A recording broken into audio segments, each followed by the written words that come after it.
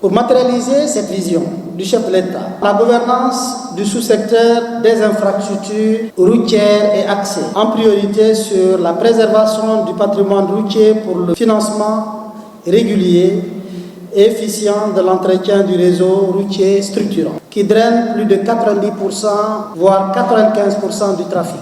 En outre, des investissements importants sont consentis ces dernières années pour remettre à niveau le réseau routier structurant, notamment par la construction et la réhabilitation des voies urbaines à grande circulation, des grands corridors routiers, des routes nationales, régionales, départementales et pour le développement du réseau autoroutier permettant de hisser la qualité du réseau routier sénégalais. C'est dans ce cadre que l'État, qui incarne la continuité, a, pour le rappeler, eu à faire quelques grands bonds avec des initiatives que nous comptons renforcer, que nous réorientons pour les adapter à la vision Sénégal 2050.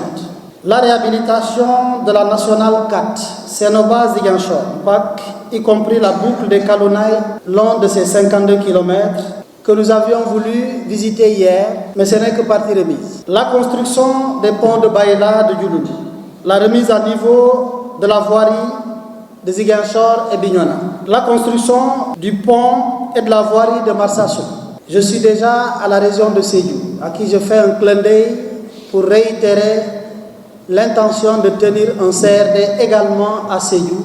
Et il y a également la construction de la boucle du Boudié, le tout complété dans le cadre du PSD. Cependant, si ceci n'est cité qu'à titre d'illustration, en attendant la présentation exhaustive, l'objet de ce CRD est de faire le point sur tous les chantiers en cours, le point sur tous les chantiers engagés, mais également le point sur les chantiers en perspective. Pour le moment, à l'instant de mon discours, il convient de noter que malgré les efforts appréciables, la densité du réseau routier reste encore faible, avec 5 km pour 100 km², avec un développement souvent déséquilibré qui appelle l'équité territoriale comme point d'attention. Ainsi, dans l'optique d'améliorer la mobilité des personnes et des biens à l'échelle du territoire national et dans la sous-région, le gouvernement va réorienter les investissements projetés pour leur aligner parfaitement à la vision Sénégal 2050. Aussi, comme vous le savez,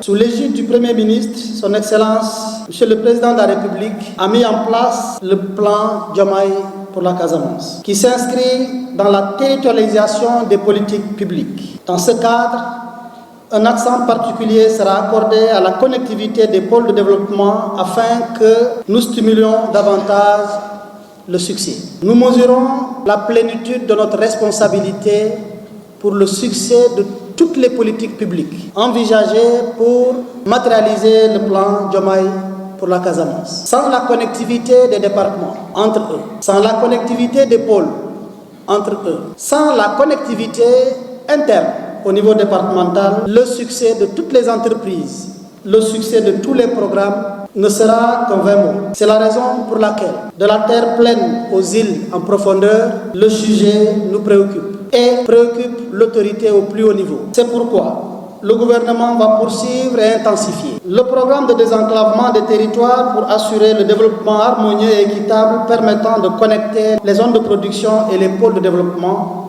économique et social. Poursuivre, dis-je, le développement du réseau autoroutier et de ses voiries express sur les différents corridors.